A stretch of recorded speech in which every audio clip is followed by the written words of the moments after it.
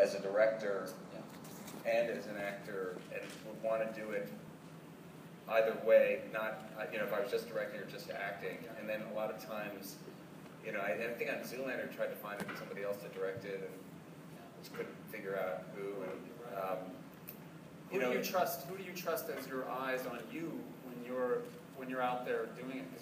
Or do you kind of just watch the monitor and have to take that extra step?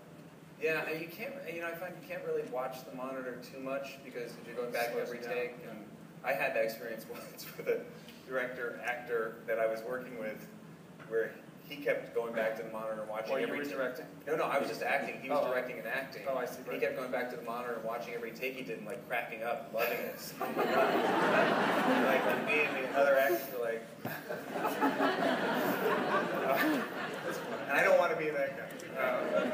And you really do have to be there for the other actors as a director. So it just, like at the beginning, I try to talk to the actors and say, like, this is going to be a different sort of process than usual, and we all sort of, like, I ask them for their help because it's going to be a little imprecise. I think you have to end up bracketing for yourself as an actor, like doing more takes than you might normally, because if you're sort of judging yourself too much as an actor in the moment, it's like, I know this gets sort of weird, but like if you're acting and then you're thinking as a director while you're acting, then you're probably not going to be that good as an actor in the moment, because you're not in the moment.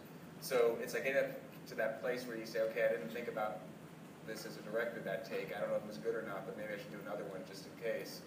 And so you go back to the editing room with a lot more choices, and then hopefully be aware of the other actors there, and really be, because you have to get, everybody has to feel like they're within it. But then what happens is, I think, a rhythm develops. It's like any movie, where you get into a rhythm, and by a few weeks into shooting, it starts to go on its own, and you start to feel what feels right, and I find it's a great experience. It's a really great bonding experience with the other actors. Yeah, because everybody's out there with them. Yeah, because I ended up, like on Tropic Thunder, I ended up trusting, also it's great, like if you have, Robert Downey or Jack Black or someone who you're doing a scene with, and they kind of go, and you can say, yeah, that felt good, yeah, that felt good. Like I would trust them, and you just get into that. They help you judge even your performance in a way. For sure. You can tell when if you see you're doing well, you'll see it in their eyes, and you'll get it back in their performance. Yeah, and I think there has to be a mutual trust there. Yeah. And then I have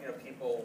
There's partners in I guess the cinematographer, the writer, if the writer's around, maybe writer for sure, and like on Tropic Thunder, Justin Thoreau and I co-wrote, so Justin was always there. I mean, one thing you're great at, and I try to do it, I actually think I might have learned some of it from you, is just radiating a kind of, because I do this as a director where I try to become this sort of keeper of the religion of the story, and like you just radiate it all the time. You're like the priest of the story, and people will doubt you and question you, and you'll be in previews and say, but if you stay true to what it is and you just keep talking about it with the commitment and the passion, if it's something you really care about, it's so much easier. And then the other performers, I'm sure, on your films pick it up. But on Tropic Thunder especially, Zoolander too, because they both had such a strong, cohesive, kind of perfectly hermetically sealed logic that came out of the characters, that came out of the predicament. I mean, isn't that a lot of what directing is just continually radiating that?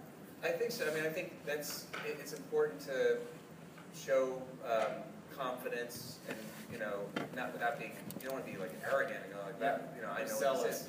I think you just everybody wants to feel like we're moving forward and we're getting something that feels like it's good. And that as a director, like you said, you didn't know about the third act. I never really felt your stress about the third act. And I think that's an important thing, is just being able to put up that front in a way. Oh yeah, that's the only acting I've done, is to act like I know what I'm doing. Right.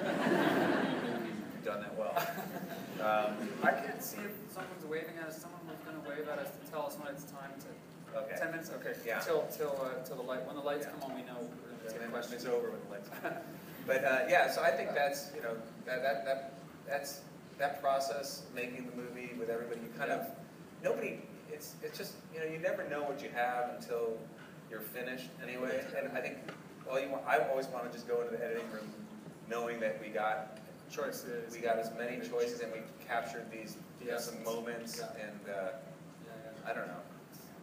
It's hard. But what about you making? I want to talk a little bit about you making some more serious movies in this sort of second career that you have. Yeah, doing